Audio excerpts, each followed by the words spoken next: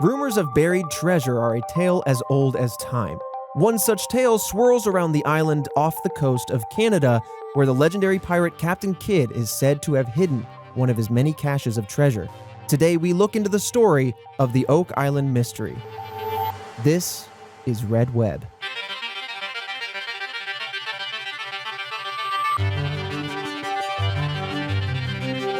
Welcome back, Task Force. It's Monday, so you know what that means. We're back with Red Web and another mystery. I'm Trevor Collins. With me, with his gut instincts, on point as always, Alfredo Diaz. You know what? Here's my gut check on this one. Yeah. This pyro is a kid.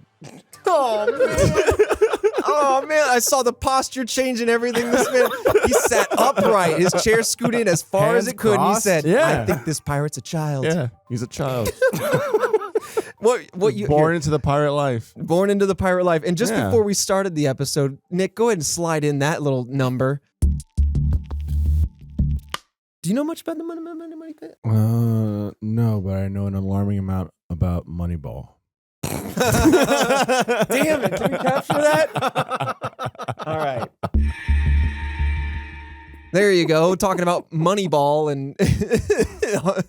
Nick, go ahead and delete that from the episode. Nick, strike it from the record. Retake it back out. Thank you very much. And then go ahead and add it back in. Thank you. All right. There we go. Well, today we're talking about the infamous money pit up at Oak Island. Do you know much about Oak Island, or have you heard about, like, for example, the History Channel show around it? No idea. I've heard Ooh. of Oakland near San Francisco. yeah. And that's a dangerous place. That's a whole different curse. That's a whole different hood in all itself.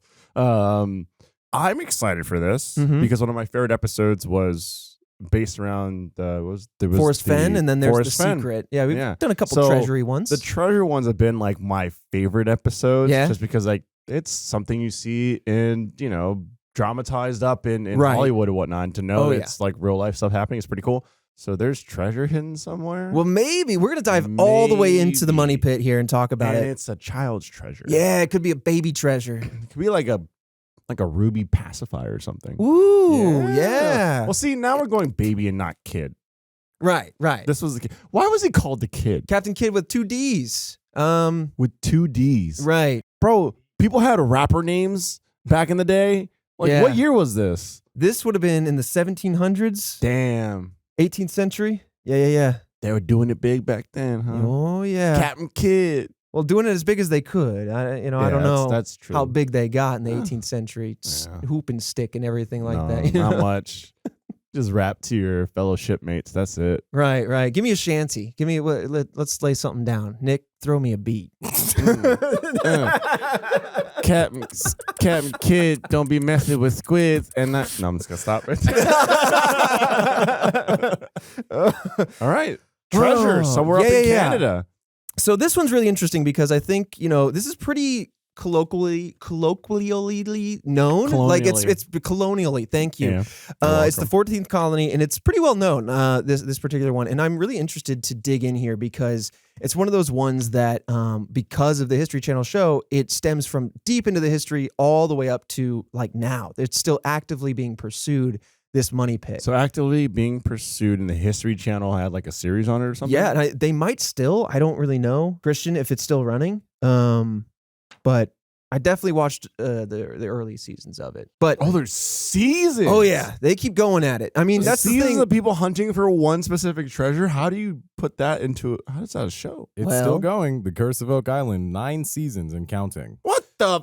How do you at 9 seasons? I gotta be honest. You better find the goddamn treasure. I gotta be honest. I fell hard off the show. I don't want to disparage those folks over there, but I watched 1 or 2 seasons, solid material.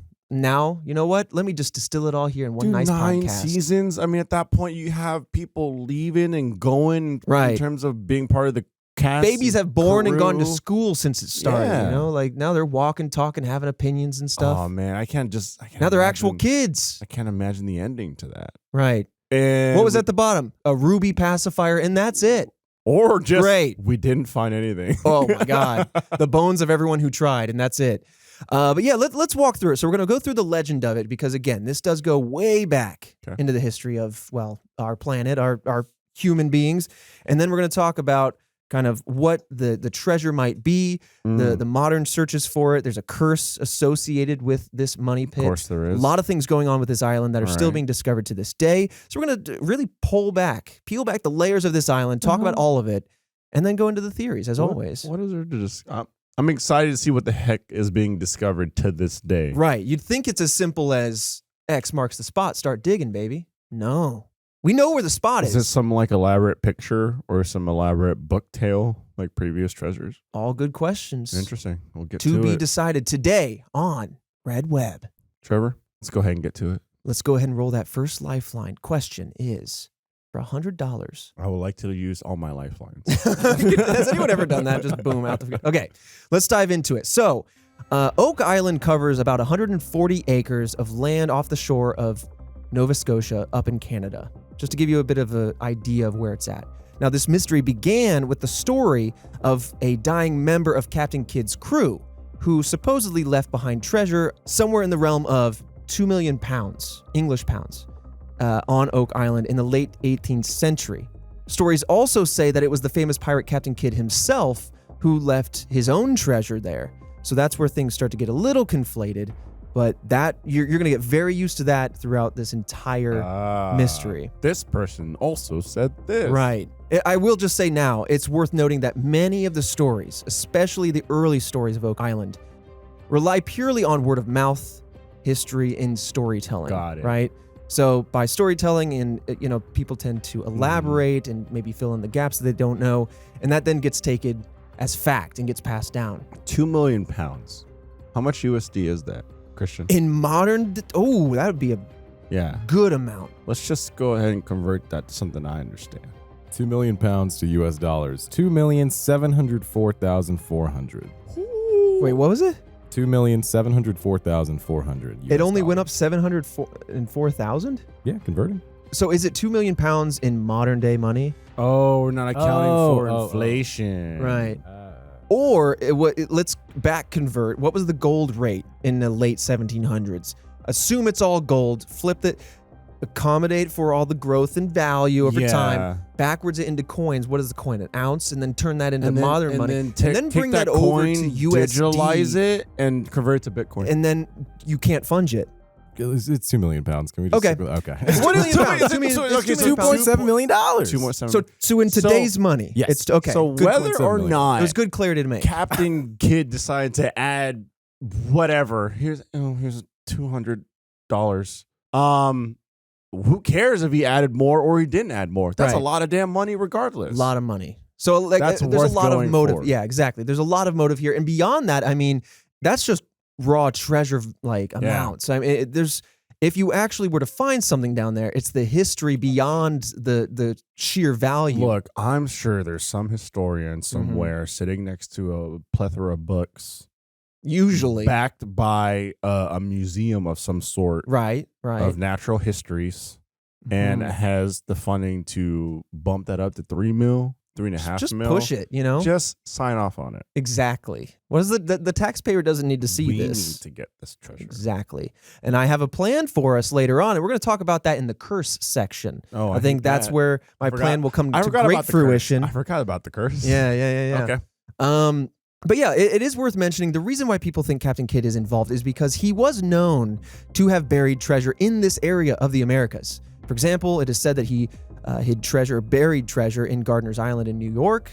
And there are also other claims that on an island, quote, east of Boston, there is other Captain Kidd treasure hidden somewhere on that island. So it's not out of the realm of reason, albeit I don't know if pirates burying treasure is kind of just folklore or if that's factual as a whole, to be honest. Yeah, because I was just about to ask, is that like a movie theme? Because as we're sitting here, and this is a very serious podcast, okay?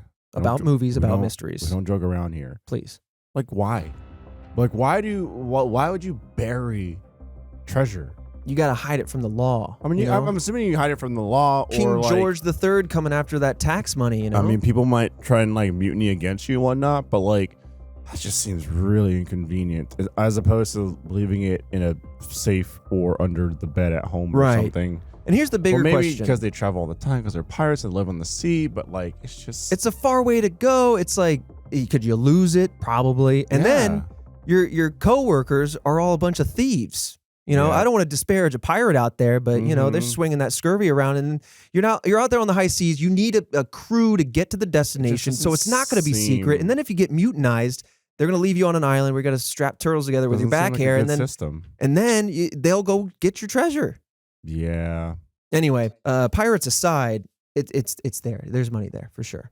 Now, this is where the idea of the money pit comes in, Mm-hmm. because there is a spot on the island that looks a bit like an indent that was discovered very long ago by Daniel McGinnis, sometimes referred to as McInnes, and friends of his as well, John Smith and Anthony Vaughan, way back in 1795. They discovered this spot. So there was like an indent, a depression in the dirt as they were walking this island, and around this impression, they noticed that there were markings on the tree, almost as if there was some sort of rope and tackle system used that scraped up the tree. Mhm. So not markings like carvature, but Right. Like but you use. had like rope, like kind of sawing at it a bit. right. All And so they were like, okay, well, this is interesting. Let's dig into this. It's also worth mentioning that McGinnis, in some of these stories, was actually a teenager at the time. So picture another kid digging up the treasure of another kid. Dude, 1,000% I would have dug that up. Yeah. Even as a kid. Oh, yeah. Easy. You're just out on this abandoned island? Long buried treasure. Oh, snap. Yeah. Money. So they start digging, and especially because apparently they had remembered the story of Captain Kidd and his treasure. Right, because So it's famous. So they start digging, and at about 10 feet deep, they discover a platform of oak logs. So they're building this shaft down. They find this platform 10 feet down, and they said, okay, well, maybe this is just a barrier between us and the treasure, just some sort of like protection. They continue to dig down. At 20 feet, they found the same thing. Holy. At 30 feet, they found the same thing. What? That's Yeah. so far down. We bury bodies like 6 feet under. Yeah. Also quite dangerous. At the same time, I mean, that's it. Call mom or dad, let them know I'm locked in. There's no way in hell I'm leaving this. Right. Like we're committed to this. This is gonna happen, and Throw me I'd down be- a I'd be Lunchable af- and a Capri Sun. I'm staying down here dude, tonight. I'd be afraid that some dude would be wandering the beach and be like, "What you guys got going on here?" Mhm. And then like sits there and just watches the whole time. And then as soon as all the gold and treasure comes up, it's like, He "We goes, found it." Right, we found it. Oh my god! Yeah. I'm annoyed at this hypothetical situation. Well, so far there hasn't been a finding of the treasure, right? So we don't have to worry about that just yet. But as you can imagine, the hole is suddenly very deep and very narrow, and it becomes very difficult to continue digging. So they discontinued. Oh, But to them, it seemed like something important was buried here, treasure or otherwise. Very intentional, 10-foot gaps to have these like oak things, right? These oak platforms. So at this point, you're right. They phoned mom and dad, got a little bit of money, came back in 1802, several years later, with a group called the Onslow Company. So McGinnis and this Onslow Company attempted to excavate the money pit. So now they're officially digging in there. It's worth mentioning that Vaughn's cousin was the one that kind of created this company, so they're kind of keeping it within their immediate friends group. Word's not getting out too far. interesting. Well, that lined up pretty nicely for Yeah. them. Also, I would have tried and chopped that tree down or something. I wouldn't want the markings to give away. Oh, well, I mean, you got a big old hole now, and word of mouth is going to start spreading. 2 years later, like, Several years, it was like 7. holy, how is that still there? That's true. Tight lips. Tight lips. Way. So they start excavating in this hole. Once again, they notice at about every 10 feet, they discovered the same log platforms as well as charcoal, some putty, and some coconut fibers. I'm not sure if they were trying to keep something watertight or if they were trying to keep it, I don't know exactly what they were after. Yeah, I wonder if there's like a scientific reason as to why that's Yeah. putty, Yeah. coconut, And charcoal. and charcoal. So I don't know if there's, the remnants of a fire, if there was remnants of, there's a lot of ways you can go with that. But Okay. eventually they dug down. So remember, before they stopped at about 30 feet. This time they made it to 90 feet. Once Holy again, shit. every 10 feet still. Yeah, that's why they need someone like special. Mm-hmm. So they have this special equipment as best as they can in 1802. But at 90 feet deep, supposedly, they discovered a stone tablet covered in strange symbols. The symbols included various shapes, punctuation, mathematical symbols, things of that nature. I'll show you an image here in a second. No fucking way. Yeah.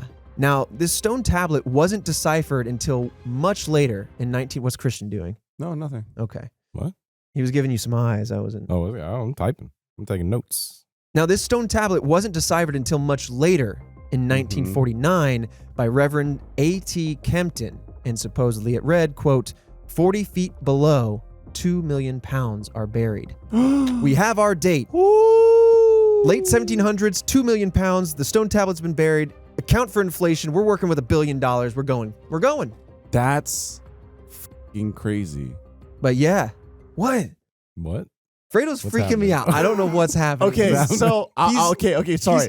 I'll be honest. We're like Make himself 60. chuckle. Wait, we're like 60 plus episodes in, and I don't quite know if we still swear on this show.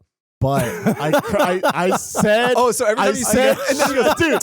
I said, and I heard click, click, click, click, click, click, and I just looked at the side of the microphone. I went, hold on. And then after was it something I as you were said? going, I went.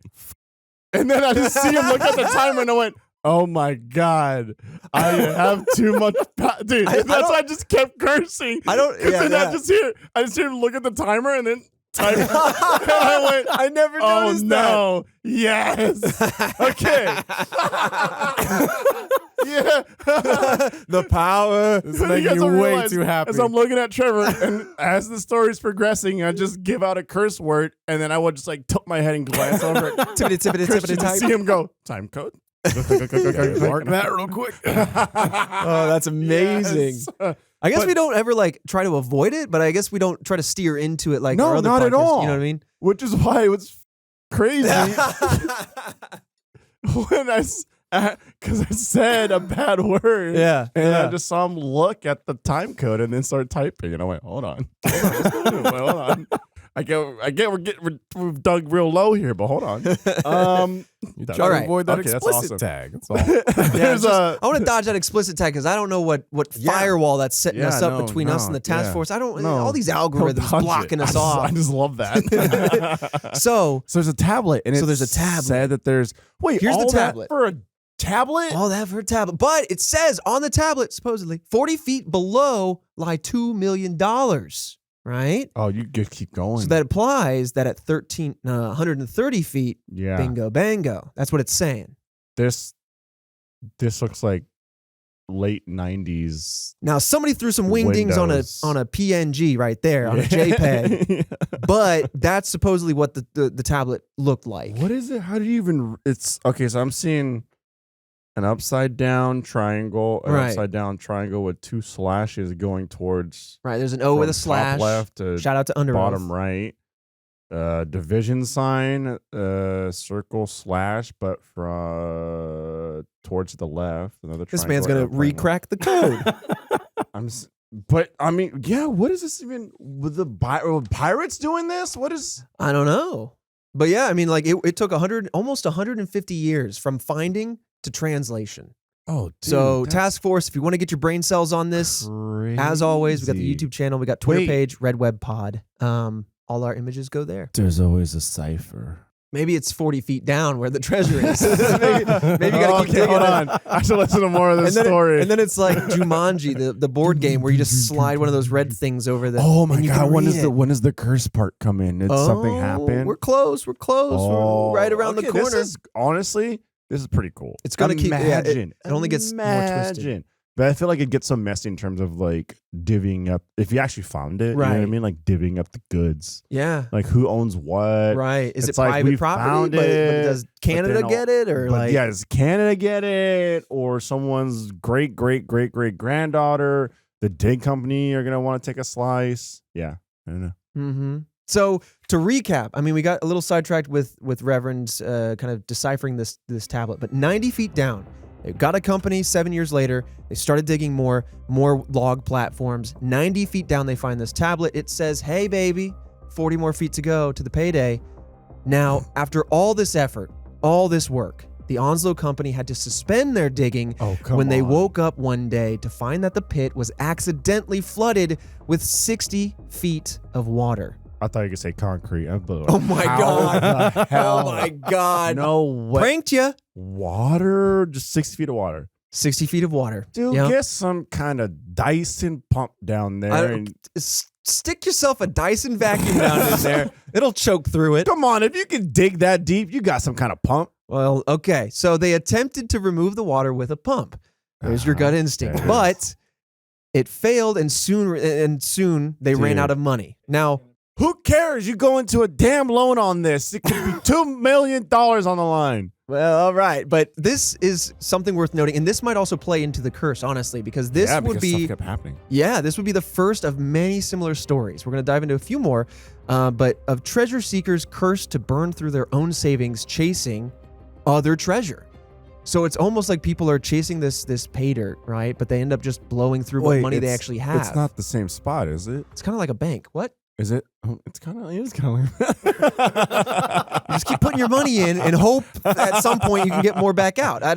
That's my understanding. Wait, it's not just people digging in the same spot, is it? It is the same spot. There is a No shaft that goes way. down. Yes, they're all after. So this gets really hairy, right? I'm going to go into the True Row company everyone here. just keeps failing and spending Yeah, money. dude. It gets complex. Let's burn Rooster Teeth's funds to the ground. We're going to, okay. We're going to get there. We're going to get there, and then you'll see. You're going to be the seventh. Okay. That's all. I'm just going to say that now. So I'm not wishing it upon you. I'm not asking for it. I'm just predicting. Feels like it was wished upon me. Well, in 1849, all right, is the next expedition we're going to cover. And this is about 40 plus years on now. So that's how much time has passed. There's another group called the True Row Company. They attempted to get the treasure and also stop the flooding, because the flooding is now just kind of Continuous? continuous. It is ever present in this pit now. Wait, remind me where this is located? So this is a off. beach? It's right? in the middle of this island. So It's the island. Yeah. yeah, I have an image of the island that will also Canada. post. But it's a pretty healthy sized island. It's off the coast of Nova Scotia. I believe it's in the Atlantic then. But it's a modest sized island, and somewhere on the island is boom. Just I'm just trying to think where this flooding is coming from. Is it coming from like a? Yeah, we'll get into it. We'll Okay. definitely get there. Okay. And I have some graphs that attempt to answer it, because this was all discovered through this particular expedition, actually. Interesting. So the True Row Company, trying to learn from the past and also trying to account for this now ever-present flooding, first they drilled into the hole to find evidence of, hey, let's just figure out, is there anything here to uncover in the first place? Is there any point to digging? So they drill down the pit, and when they pulled it back up, they found a piece of gold chain that was on the drill, and so they're like, bingo, let's go. Let's approve this dig. oh hell yeah! Yeah. So, faced with more flooding, they chose to go around the water intelligently. They created a parallel pit right next to the original pit, and then they were going to connect over to the treasure through a tunnel. So they're like, ha, can't stop us now. That's Skip the booby traps, cut through the wall. Crazy. Wait, Yeah. hold on, booby traps. So I'll just cut to it. So these logs, these platforms, Oh, are they setting things off? one of the ideas is that like the flooding was triggered, that there was inlaid traps, as it were, to kind of continue. Like, hey, if somebody digs down here, Pirates this just had a bunch of time on their hands. I Like, guess. Holy hell, dude. there's some deep engineering kind of theories happening here. If it isn't natural, it is some intensive level of That's engineering on this island. amazing. Yeah. But anyway, that's their plan. Parallel pit connecting over. However, the money pit continued to flood, regardless of what they did. The True Row Company realized that they were dealing with salt water in the pit. That coincided with the tides as well. So not only, boom, salt water that moves with the tides. There must be an inlet somewhere on this island, which led them to Smith's Cove, about 490 feet east of the pit. I'm going to show you the graphic of that. I as wonder kinda if there's talk a way about to it. just throw a camera down there and see where That's the what I'm current's coming thinking. from, and Yeah. then try and cement it off. So it's interesting you say that. I would love for more cameras to go down there. I'm sure the water would be murky and hard to see through. But one thing that they Right. did do, that I don't believe we cover in our notes, but they threw dye. Not sure. I don't think it was this expedition, but some other expedition threw a bunch of dye into the money pit See where it was. to see where it would come out. I'm not sure if this was good for the environment or whatever, but when seen from above, they realized there were spots all around the island with this dye leaking out. So it's what? yeah, dude. Forget the treasure. I want to know if this was like Yes. this is built this way on purpose Yes. or not. At this point, This is like, what kept my attention. Is all this Whoa. other potential, like Did they build these inlets, these underground aquifers to kind of keep this They thing shouldn't have flooded? been pirates. It should have been engineers. Or a Ooh. bunch of engineers defected to be pirates. Right. Yeah. Yeah. You know what the key is? You send a kid down there. Exactly. Small, nimble, flexible, Mm-hmm. and expendable. Really just Just ride make the more of waves down there. Ride the waves. This man's surfing in a 3x3 pit. Poof, poof. I was just saying, like, you know what I mean? Like going through those little water tunnels. Oh, please don't make children do your treasure digging for you. Anyway, that PSA over. So they're thinking, okay, there's an inlet at Smith's Cove. Let's go check it out. The cove appeared to be connected to the flooding because when the tide receded, the water was seen escaping from multiple spots from within the cove. So they're like, excellent. We So figured it out. crazy. So now that they think that the cove is a part of this because of underwater aquifers or what have you, the Truro company decided to create a temporary dam to block off Smith's Cove. And when they did that and they blocked the water, drained it out of there, they actually found coconut fibers, they found drains, and those 5 drains were laid in a triangle shape that all led to one siphon. Basically saying that it looked like there were some Yeah. man-made items to pump water from one place to another. Insane. And it almost seems like the coconut fibers might have been a way to filter out sediment so it wouldn't get blocked up. That's my take on that. Whoa. Like laying down okay. coconut fibers so Dude, that way when the there's- water this was- comes in, you know? It just seems like it was engineered. It seems like it was by some deeply very engineered. capable people. Yeah. So this was the one outlet that they decided to go after was Smith's Cove. I'm kind of jumping the gun to say that the Right. dye was coming out all around the island in a way that when they basically tried to block these paths up, Yep. one would accommodate for it. And so it's even with modern technology, it's just been very, very difficult, if not impossible, to block the water from getting into the pit. It's wild. Man, if I was like Elon Musk or something, you know what I mean? You turn your face from the skies down to Oak Island. Yeah. It's Why just not like- excavate this whole thing down to nothing? That's Down what to I'm the saying. nub. Let's Just blow this to- island up. just to see? Yeah. Like that would be, I don't know, as someone with that much money, a fun project for the summer. What would the treasure of a child look like? He was a kid after all. Telling you, man, like a He's got a lunchbox full of diamond-studded raisins. and rocking chair.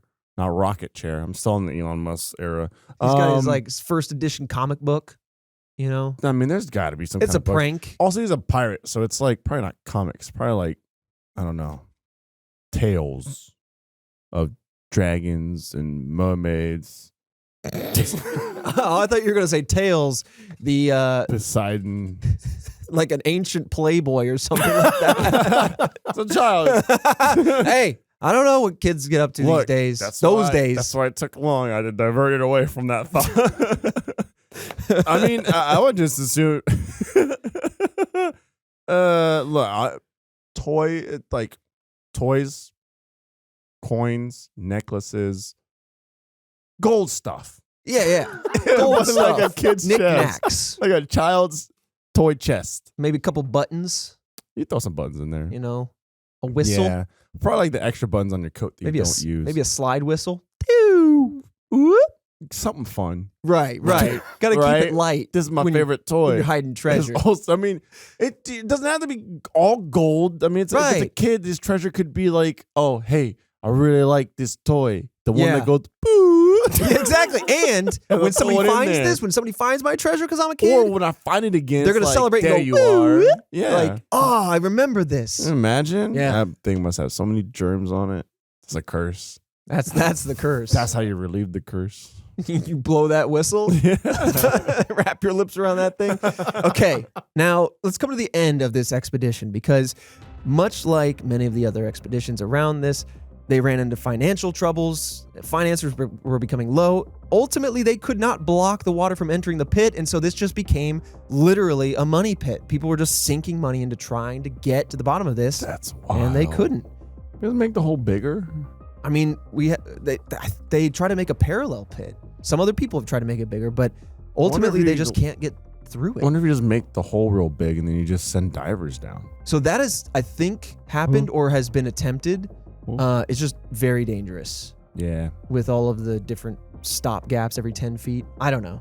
I guess despite the failure of that last expedition, it opened up the idea of there being tunnels leading to the pit and really just opened up people's eyes to say there's more here than just money shoved down a shaft, you know? Yeah, I mean, I could also see it just kind of being like a failsafe, right? Like if you're drilling past these wooden planks, you get to the last wooden plank, you think it's in a chest, but really you drill that stuff open, all the gold just floods out. Mm-hmm. You know? Yeah. I mean, who knows? Come on, man. I'm sure NASA's got some kind of multi-arm claw drill thing. I mean, just a seismic scan of the thing, you know? That's true. Just pump that down there and see what we're working with. Science needs to back this up. Just a large magnet You got all or these an greedy, X-ray. got all these greedy companies. Right.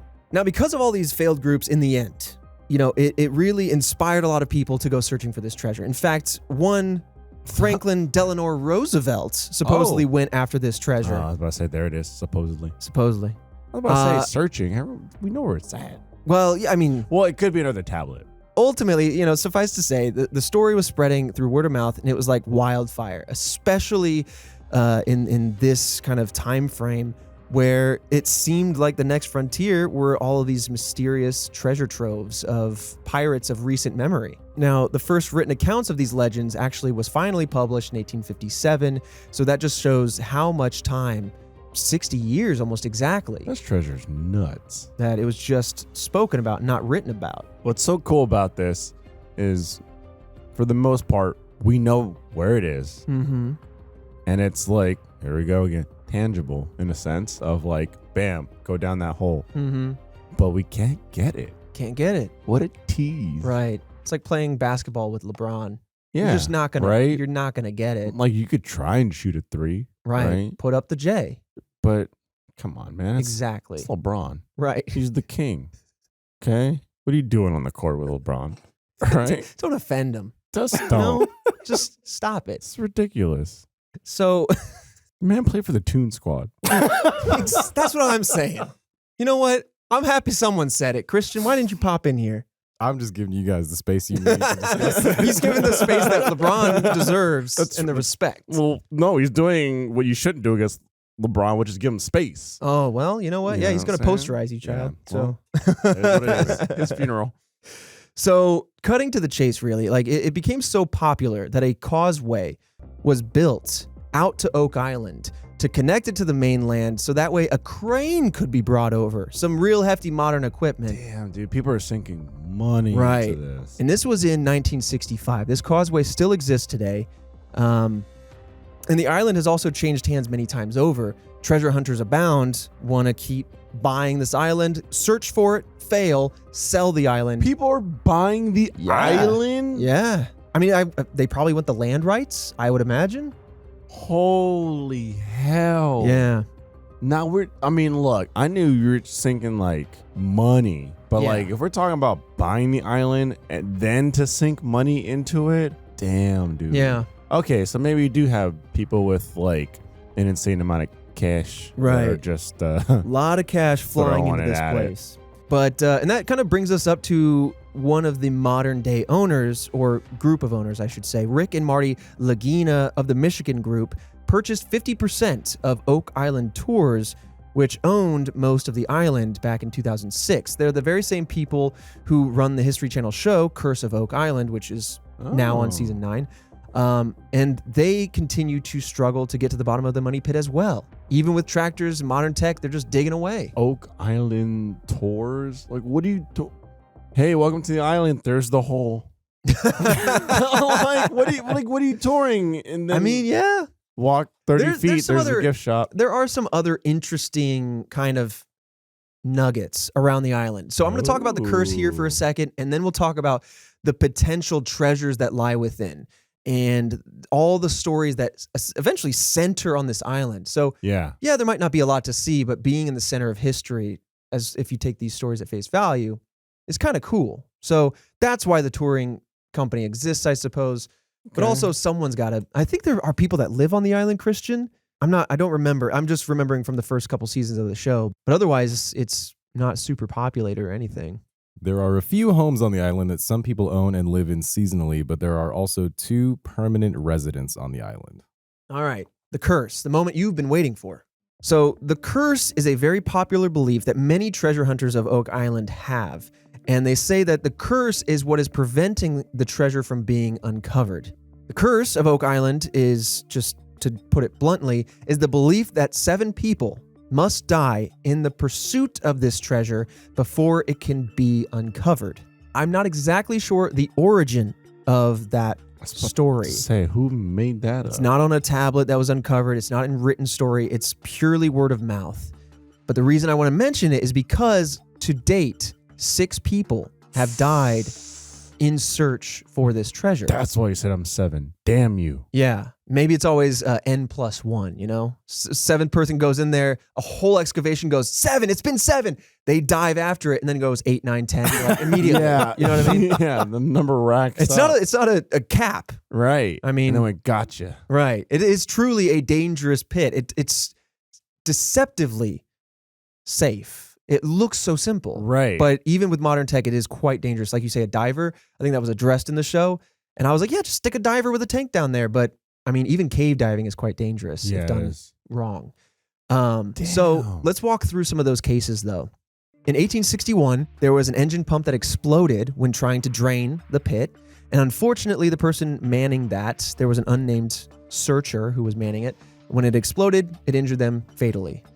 And then in 1897, you have Maynard Kaiser, who fell as he was being lifted out of one of the pits. And that fall is what ended up, meeting his early end. And then there was another kind of cluster in 1965. While working on the pit, Robert Restall was overcome with hydrogen sulfide gas. Now, before I continue, I want to ask, was hydrogen sulfide naturally occurring? Was this potentially another one of these booby traps, or was this the result of some of the equipment they were using? Because I guess I don't know what makes hydrogen sulfide gas naturally, Chris. But as he looks that up, what's interesting about this is he's overcome by the gas. His son, sadly enough, attempted to save him, but in getting in there, also succumbed to the fumes, because this is a gas you can't really see, right? It's almost like carbon monoxide in the sense that you just got to go. Save yourself first, as dark as that sounds. So his son tries to help him. He succumbs.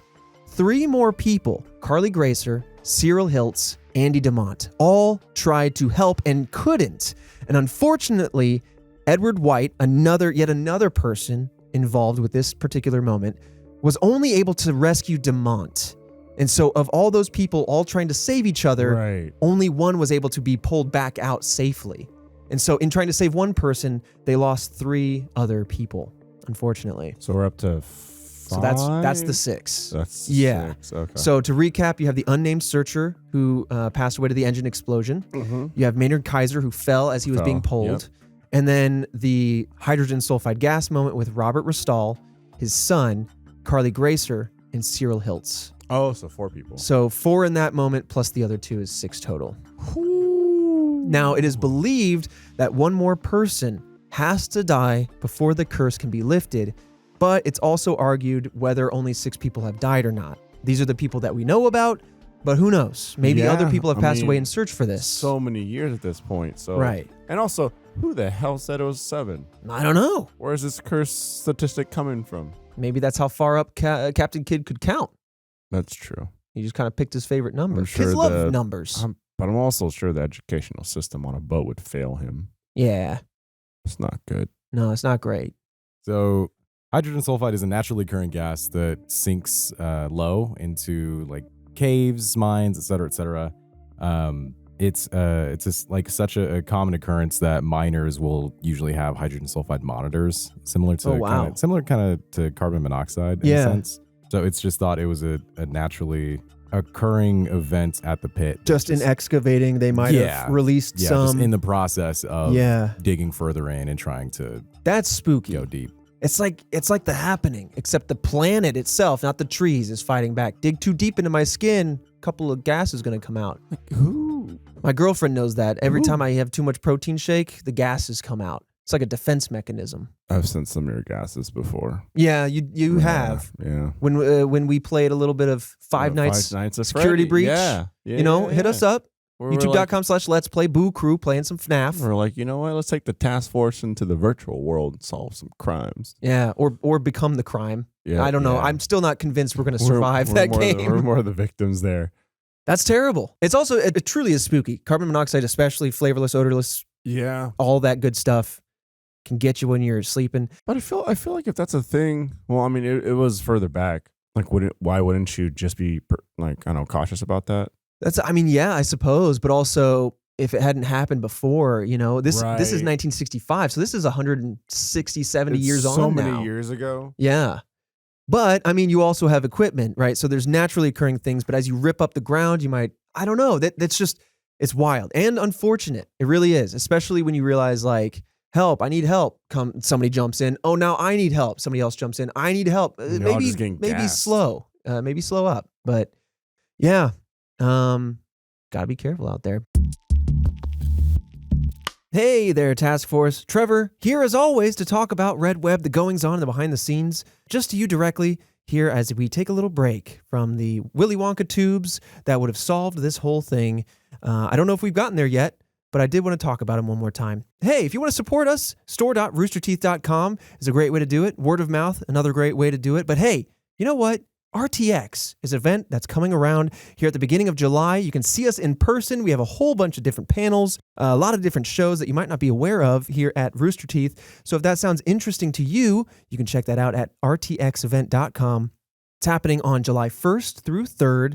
And it's a whole lot of fun. It's finally in person this year. The last 2 years, we did it online. And we saw a lot of you there when we did the annual Meeting of the Minds last year online. So we're going to have another annual Meeting of the Minds for the task force in person. Get to see you all, talk about the mysteries, and maybe talk about stuff we haven't talked about yet. If you guys have mysteries, that's a great way to do it. Get some photo ops, just hang out. Otherwise, let's talk about a couple fantastic sponsors. This episode of Red Web is sponsored by The Jordan Harbinger Show. Do you want a podcast that covers just a slew of different topics from conspiracy theories to cults and scams to other worlds such as the mafia or North Korea or just flat out money laundering? Well, you can get all of that and more on The Jordan Harbinger Show. It covers a wide range of topics through weekly interviews with guests that offer an inside look into the worlds most of us don't get to see. Check out his episode on combating cult mind control, or the one that he talks about illicit gold smuggling and the dirty money that funds it. The Jordan Harbinger Show also covers technology stories like deepfakes, telepathy, and preventing a superbug epidemic. Check out jordanharbinger.com/start for some episode recommendations, or simply search The Jordan Harbinger Show. That's HAB as in boy, IN as in Nancy, GER. And you can search that on Apple Podcasts, Spotify, or wherever you listen to podcasts. This episode of Red Web is also sponsored by BetterHelp Online Therapy. We've talked about BetterHelp before here on Red Web, but now I want to discuss some of the stigmas around mental health. All humans need to learn to accept and move through emotions, not avoid them.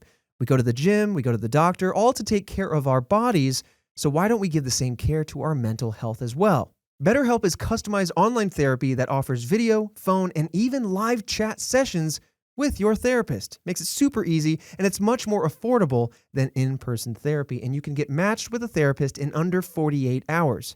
Give it a try and see why over 2 million people have used BetterHelp online therapy. This episode of Red Web is sponsored by BetterHelp, and Task Force members can get 10% off of your first month at betterhelp.com/redweb. That's BetterHelp.com/redweb. And with that said, let's dig right back into this mystery.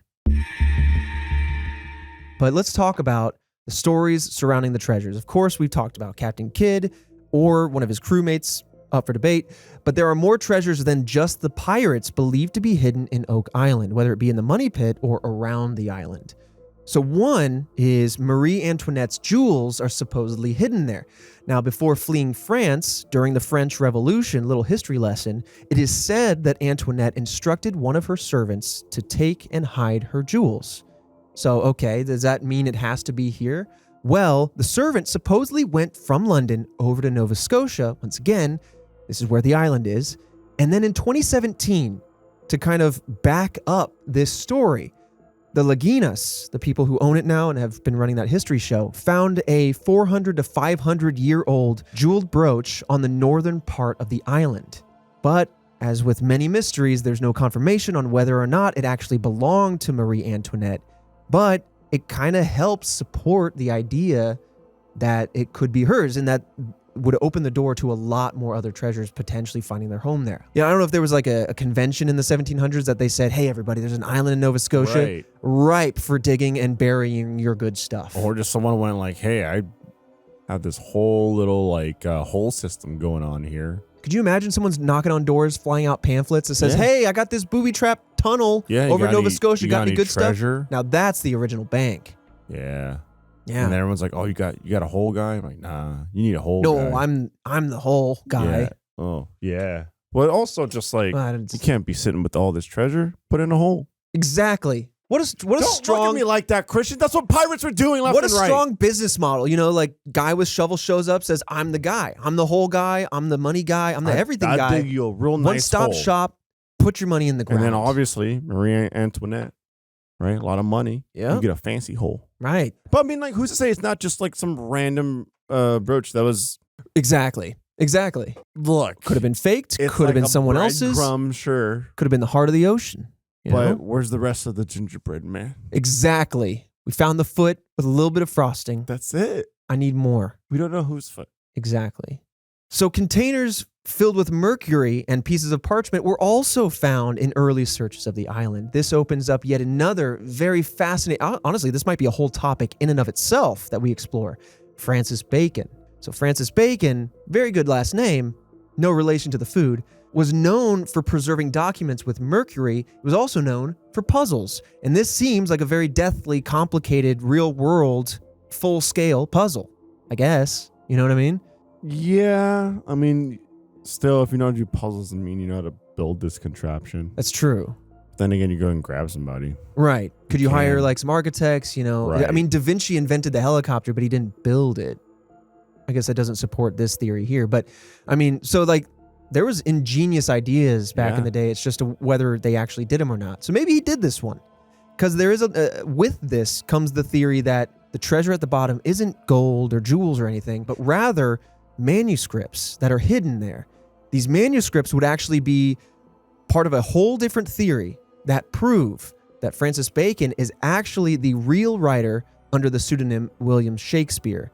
And so if those two identities are one, this is supposedly where he went to hide the proof of his manuscripts. Hell no. Hell no. Wouldn't you sooner burn them? Or would you want people to find out? You telling me? Yeah. Shakespeare. He's back on the menu. I don't know when that started, but I like it. You telling me Shakespeare, he had a pseudonym and then he buried his manuscripts that far down into the dirt?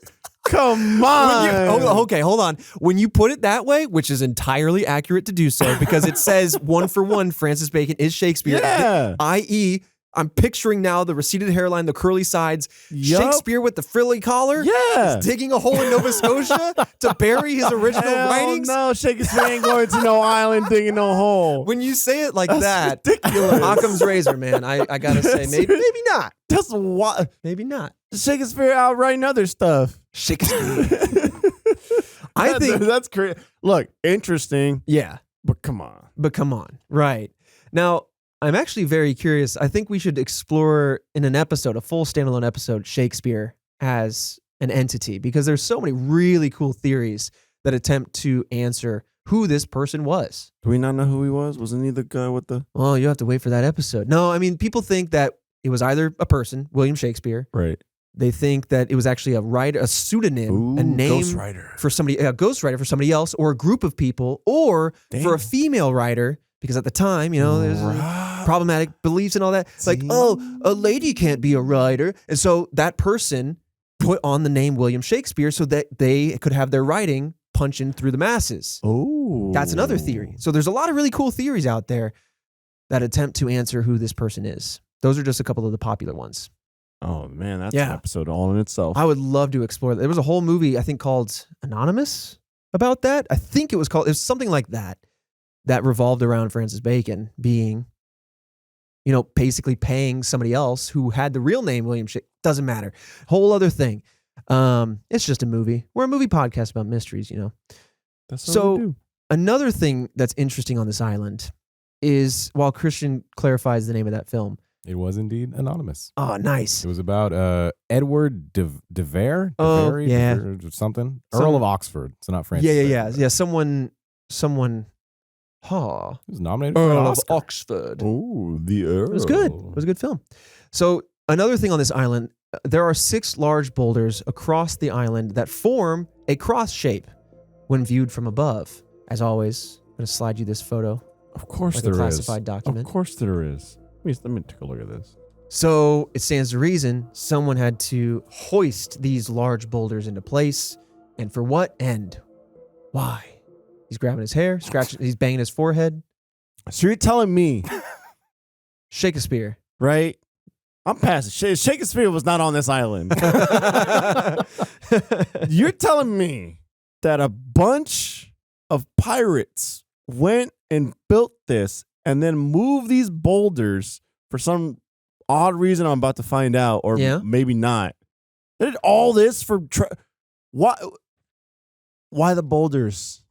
Are they it's like an air balloon? Huh? Does the ship That's a good question, float actually. over the damn island? It's a good question because what is the point? Throughout history, right, there are things like this that are just, it's a 2D Cypher. image. Is that the Cypher? I mean, there are a lot of mysteries that revolve around things like this that can only be seen from the sky because, I mean, we didn't really start officially flying as humans until the early 1900s. Yeah. And so it stands to reason, like, why do this? Is it just so you know it's there? Is it a message to your relevant God? Is it a message to the heavens? Is it a message to UFO visitors? It is a cross. It is a cross. And so maybe this is to claim this island, the treasure on it, for religious purposes. That would stand to reason. But it's interesting. I would have given up on religion after the second boulder. Oh, yeah? You kidding me? What's that? Well, isn't that actually like a religious anecdote? The guy Probably. pushing the boulder up the hill only for it to come back down. And that's, Oh, it's a Greek. Yeah. What's the guy's name? Sisyphus. Sisyphus. Yeah. So with regards to this cross shape of boulders, these boulders were discovered actually by former treasure hunter and ex-island owner Fred Nolan. And he claims that at the point of intersection where if you connected the dots, the imaginary lines would cross, that he found a rock shaped like a human head. This cross is now referred to as the Nolan Cross, and it led to theories that there could be artifacts belonging to the Knights Templar on this island. Right now we're getting real Da Vinci Code here. But this also reinforced beliefs that Francis Bacon did in fact leave his manuscripts there, because Francis Bacon was also a member of the Knights Templar. And the Templar, the reason why it's a cross, and the Knights Templar is a very large, fascinating subject, so we're going to kind of gloss over it, but the Templar, they're believed to have buried their treasures at some point in history after losing the approval of the Catholic Church. And so that's why people believe that maybe this is the island that they chose to do that on, and they marked it with a large cross so as to subtly, not so subtly say, hey, future generations of Knights Templar, this is where our secret wealth is buried. But the Knights Templar, very quickly, there's a lot of mysteries floating around them, but they were essentially a Catholic religious group. I mean, that's hyper simplifying it. That's not what this episode is particularly about. And now because of that, some begin to wonder if Oak Island could potentially be the home of something like the Holy Grail or the Ark of the Covenant. Others say that the cross is actually a sign of the Freemasons, which often get conflated with the Knights Templar. But they reason the Freemasons were the ones on the island because of the Cypher Stone and the triangle shape that those drains we talked about earlier were in. So there's other symbology implying that it wasn't the Knights Templar, but maybe some other group such as the Freemasons. The triangle shape, I believe, is a compass. You typically see it as a golden compass with, I think it's a G in it as a Freemasons symbol. You also have the all-seeing eye, which is a triangle, also associated with the Illuminati and Freemasons and things like that. But because of other symbology, people are saying, well, maybe it's them.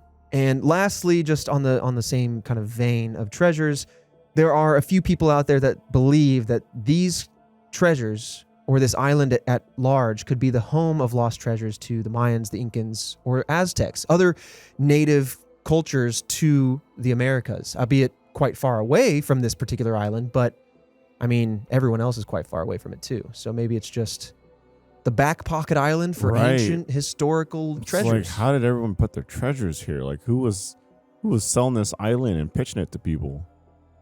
Also, is treasure hunter an actual profession? I wish I'd get out there and I'd be like, what do you make? Whatever I find. You know? It's wild. Just What- going around and hunting treasure sounds dangerous. Sounds dangerous. but fun. When you talk about treasure hunters, what I picture is somebody in their free time walking the meadows with a metal detector and not finding anything but maybe something that they dropped previously, like the day before, a quarter, Right. you know, or maybe like a button. Well, see, you're the amateur that my treasure hunter steps all over. So you're just Okay. digging up yards with a bulldozer? No, I'm telling you, my guy has a team. Okay? Whoa. He's got a whole task force. Stay on brand. Copyrighted. He's got a whole team, right? And hey, you know what?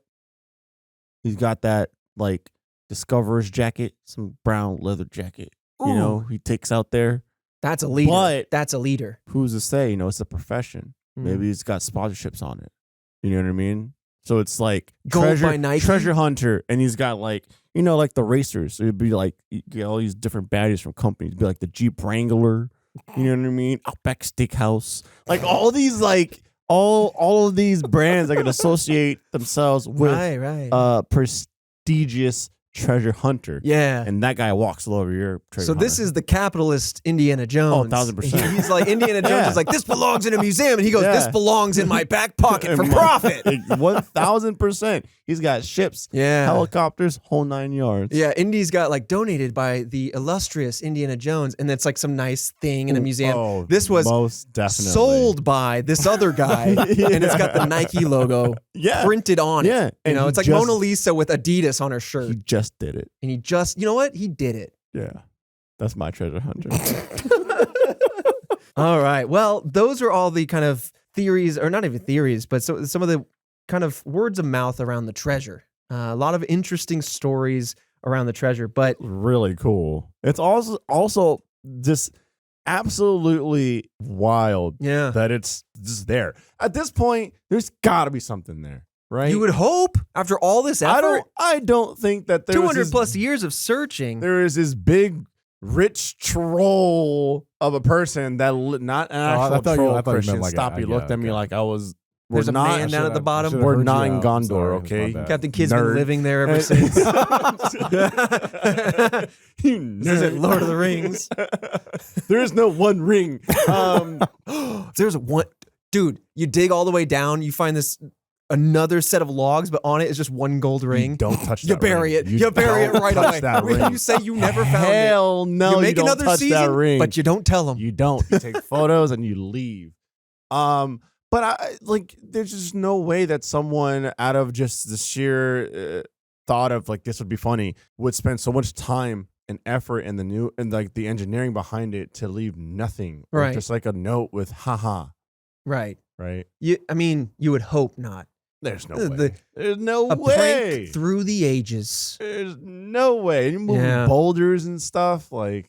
It's just wild to me that they don't. I mean, they know where some of these kind of tunnels come out from where the water is, but it's just wild to me how, if it was man-made, how did they excavate that, and how did they dig out these tunnels, like bore them out?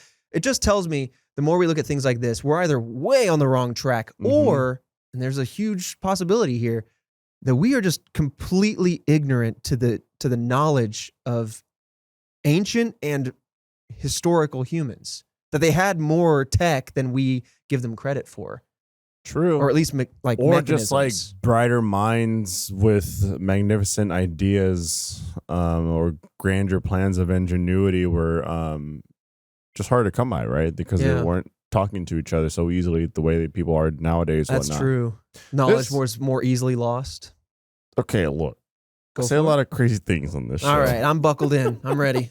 But like seriously, you got like trained dogs and pigs and something like that. Isn't there some kind of like otter wrangler Are or you- something? I was That ready. I was could, ready like, for it. A team of moles. To send like some type of trained otter down the damn hole. Oh, I thought that's how they had dug it.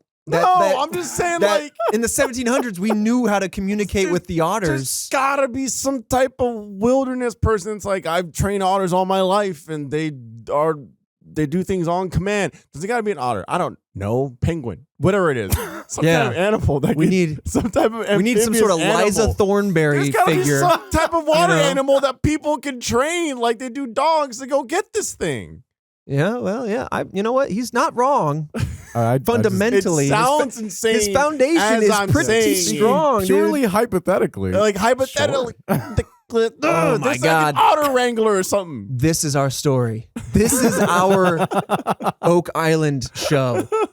We spend the whole 9 seasons training an otter. No, it's going any animal we can that can swim. No. Nope, not happening. Trained.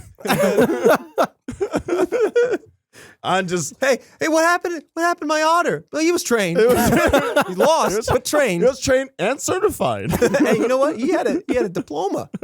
Did you just give that to him or no? I'm just like, at this point, I'm trying to explore everything. Right. Is there some type of like, Right. you know what I mean? Like I said, again, in all seriousness, is there some like world famous, keep going back to otter that I like, Right. like, I don't know, that knows commands and stuff. You could send them down there. Well, it's probably dangerous and maybe shouldn't send an animal down there. no. But there's definitely got to be something, right? If you're throwing money after it, just turn all that that luscious ad revenue from History Channel into it's not just tractors digging willy nilly, but like you know in Willy Wonka when the kid got sucked up the tube, Yeah. and he got stuck a little bit, but then Right. thunk. Yeah. Why don't you take that very tube, slide it down the shaft? That very one. And before the next one runs out, exactly, it was a good tube. Put another one on, seal it, slide that down, suck out all that water. I'm using Minecraft logic. So that way all the aqueducts can't get in. It's a plexiglass tube. Damn. Shift it all the way down. Just keep adding segments on until you hit the bottom and then just like rappel down. That is, I mean, look, you're all laughing over here. That doesn't sound too crazy. It does. It absolutely does. It does. This man brought It Willy does? Wonka into this? Oh, Trying see, to man, make this man, I lost this man with the analogy, with the metaphor. No, we're talking about like sections of like glass or plastic tubing. Yeah, I think regardless of Willy Wonka, I just wanted to bring in the movie part of this podcast, Right. which is, Okay. it's in the slogan. All right, Yeah. The #1 movie podcast about mysteries, and mysteries. That's It's in our how it Twitter. goes. our own Yeah. producer forgot about it. But anyway, You forget the Wonka. You slide in the tube. Slide the tube down. in sections. No Gustus Gloop. Forget the kid. Right. He's eating chocolate in Germany. Slide the tube down. You connect seal. the next tube. Slide That's it how down. people. That's and how then people from- find oil. They put a drill down. They attach a new one. They drill more. And they put a new one. And they Do that with the tube. do that with the tube. It's not crazy, Christian. They're not saying put the damn tubes down and then lure in on a piece of rope the otter. Okay, we're just saying the tubes. This is an either or situation, Yeah, right? this isn't one and the same, Uh-huh. dude. That's it. Yeah, That's the move. they don't got a tube guy. That's why.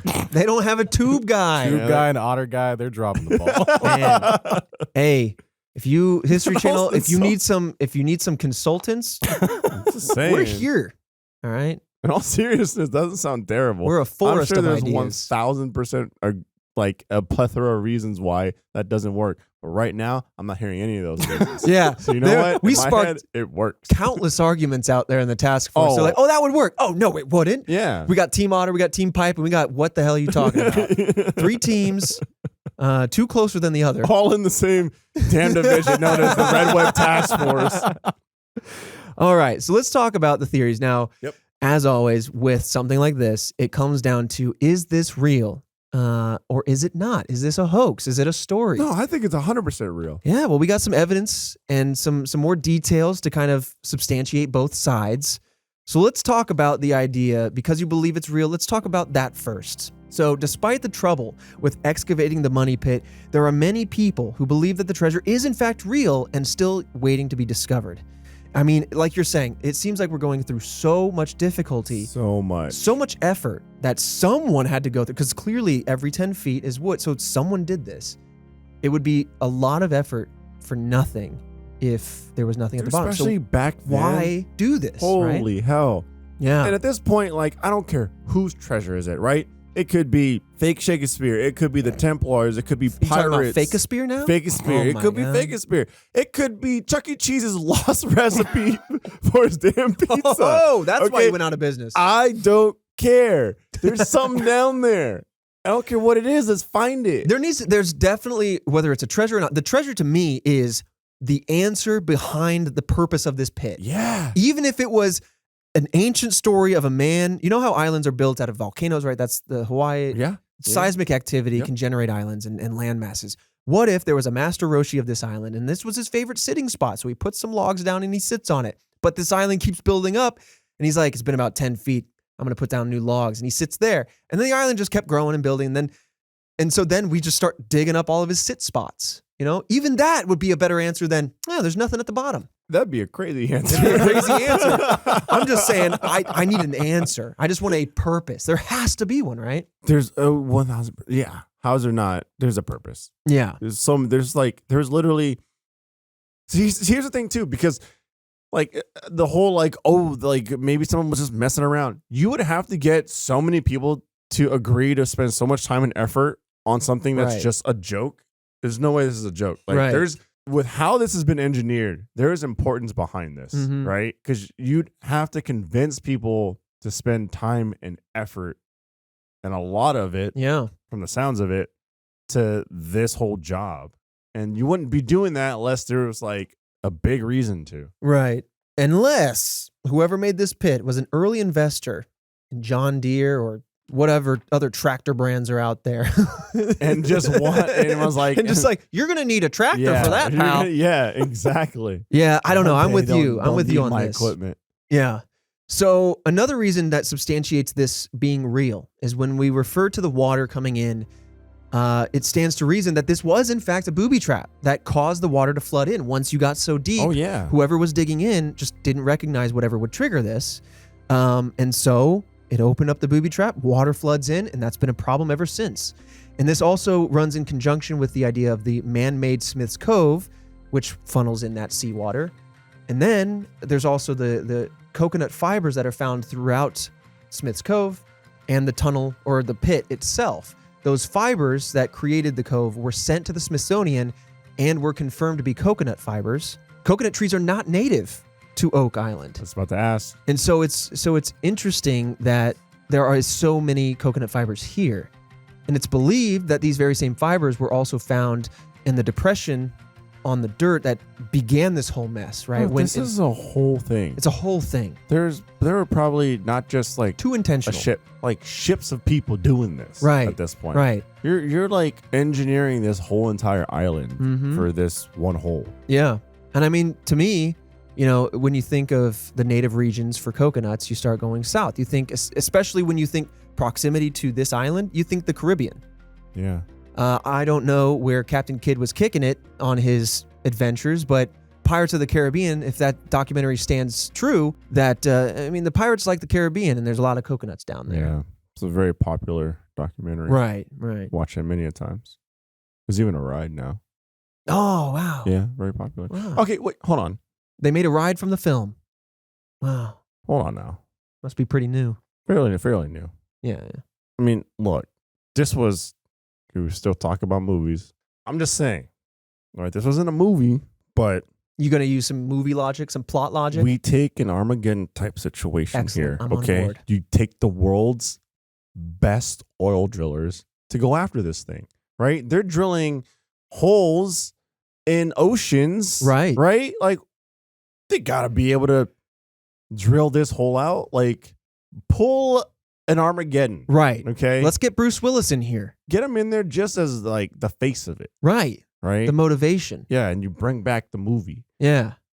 That's what I'm saying though. Seriously. I'm with you. I'm Bring with the you. world's best drillers and they go for Christian just raised a heavy eyebrow on that Okay, one. why? But I'm with you. entertaining the idea. I'm thinking about If it. they can drill, we lost him at Willy Wonka, so we might need to soften it for him. Yeah, you got to bring me back in. Why? Yeah, yeah. if they can drill a bomb into an asteroid in space, Right. they can Mhm. drill it. Have you seen Don't Look Up? Not yet. I mean, No, he hasn't looked up yet. documentary. Damn. This is All these good this is a documentaries. hashtag Don't Look Up right here. This guy. Yeah, this guy. Now, if we can get James Cameron, director of the famous Titanic, and then also Avatar, but Titanic, down to the bottom of the Marianas Trench, Why can't we get to the bottom of this money pit? I mean, look, here's the thing. James Cameron has a lot of money, and he'd be doing some adventurous stuff. Yeah. Like some dangerous, adventurous stuff. I'm telling you, like, it doesn't make no sense to have try to get James Cameron on board. Right. He's got money. That's up his alley, right? He jumps into weird contraptions to go into nature. Yeah. Yeah. I don't know. Like, sounds kind of weird, but I mean, the world's best drillers. That's option B. No, that's option C. 1 is the otter, 2 is the tube, and 3 is the drillers. And then 4 is James Cameron. 4 shit's Cameron. Okay. Dude, we got a list. I hope the task force at home is taking notes. Yeah, we're going to have to play a little game of telephone here, just talk to who you know, and we'll network out. We'll find these folks. Yeah. The 7 degrees of Kevin Bacon, just a different bacon, is a game that everyone is connected by 7 different degrees. So I could make my way to James Cameron within 7 people. That's an interesting theory. I mean, it's not a theory. It's kind of true because that's just exponential growth. Because if I know you and you know them, and I mean, we could point to several people who just know way too many people. Yeah, but to get to James Cameron within 7 people, we'll offline about this. Okay. I think we can do it. I have a path in mind, but I just don't want to talk about a bunch of coworkers that the task force might not know about. Yeah. Either way, though, I mean, truly, this seems so intentional. Just coming back to the idea of it being real, it seems so intentional. Whether to what end, that's the question. But it definitely feels like there was a purpose here. Now, with the advancements in technology, treasure hunters have been able to more easily search Oak Island, of course. And once again, referring to the Lagunas, they have found a 300-year-old Spanish coin, in addition to that brooch we talked about, with metal detectors. So that immediately, I mean, I jest about a man in pleated shorts going around with a metal detector, but I mean, they actually found a. But using that, they were able to find some stuff. There's treasure down there. There's got to be. There is treasure down there. I mean, even the excavation back in the mid-1800s, they drilled down, they pulled it back, and they saw pieces of gold stuck in the drill. Yeah. I mean, they probably just blasted the gold to bits, but and it all flooded out into the ocean. Oh my God, it might. You get down to the bottom, that's what I was you're going to have to check saying. those tunnels, because what if it drained out like a toilet? That's what I was saying. So other things that have been used, though, sonar devices. I mean, we talked about this at the top. Sonar devices that detected what appeared to be more tunnels, a chest, and even a human body beneath the surface of Oak Island. But this data is all open to interpretation, because when you look at a sonar, you see the 3D shape, because sound waves penetrate, they come down, they hit something, they bounce back when it hits something solid enough, and that generates a 3D image, and then that image is up to interpretation. It's not like you have optical light. Theoretically, it could be a juicy rock down there or something like that. Right. I mean, we talked about moon monoliths, and it could be a misinterpretation of the data. But what are the odds? Come on. I don't know. The odds at the bottom of this hole, there's a boulder the size of a that's chest just perfectly square shaped. Yeah. Oh my God, that's the prank. Oh, and it's just got those hieroglyphs from that stone tablet on it that spell out prank. Damn. Ugh, got him. Oh, that would be terrible. Funny. Yeah. But due to a lot of this information, some believe that the treasure is no longer at Oak Island, but that there is enough evidence to suggest that there once was treasure at Oak Island. Again, with a word of mouth storytelling pattern here, history. It's hard to know if somewhere in between the gaps, someone pulled something out, didn't make it out into the public with that information, and people just keep searching where it once was. It's no way, because all the planks are still intact. The planks, the gases. I mean, granted, this was there for a very, very long time. Mm-hmm. But I really feel like you would have to essentially rebuild it back in order for people to nowadays try and dig through and figure that out. So now that's all the conversation around this being real. Doing our due diligence, we want to explore the idea of this being a hoax, because a lot of people subscribe to the idea that this is simply a hoax. And to substantiate that, it's worth remembering that many of the early stories of the Money Pit have no way to be confirmed and could easily have been fabricated, exaggerated, or completely made up, right? No documented history for quite some time, Yeah, but I mean, at the end of the day, there's not one person profiting off of this, A lot of people are losing money. So if there was one person that owned the island that was making money off of it, I can see that. You know what I mean? Maybe they built this here. Yeah. And then, try to drum up a story or something like that. But like, So you're saying there's no motive to have like created a hoax? where's the motive? Everyone's just losing money on this. That's a really good point. Yeah. I would say to counter that, you do have the History Channel show now, which is essentially monetizing the endeavor.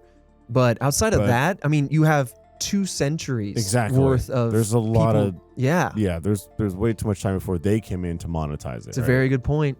I mean, but despite that, not a lot of verifiable research has been done on the island. And let's talk about the Cypher Stone that we talked about before, that we discovered in the Onslow Company expedition here. It went missing at some point, of course. The stone was used, get this, in a previous treasure hunter's fireplace until his death, then reportedly was kept in a shop window.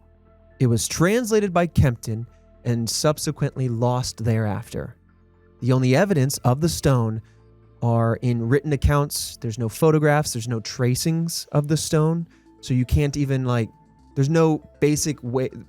Basically, there's no way to see what the engravings were. This stone has completely disappeared into thin air, and the only evidence that it ever existed were people having written about it. To expand upon that, it also stands that Kenton's translation is unconfirmed, and recreations of the code are all based on memory, so that creates a lot of holes in that. And because of this, some people actually doubt whether this stone ever existed. And, we've been jesting about Captain Kidd being a kid, but this whole time when you think about, for example, a child's lie, it all falls apart when you start looking a little closer, and this feels like one such lie, a poorly kept lie, right? That, yeah, this existed and this is what it said. Like, yeah, but it conveniently disappeared instantly after you translated it. Like, there's no history of this, there's no photos, tracings, anything. And so a lot of people doubt it.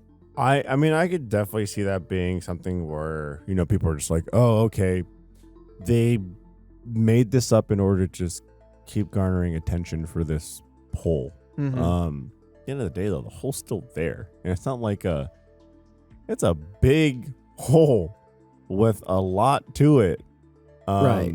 So that's the one thing for me where I'm just like, look, I'm sure there's a bunch of stories that are made up or things that they might have come across that is also made up. But the hole's still there. People are spending, different types of people over centuries, right, are spending serious money on this thing. Absolutely.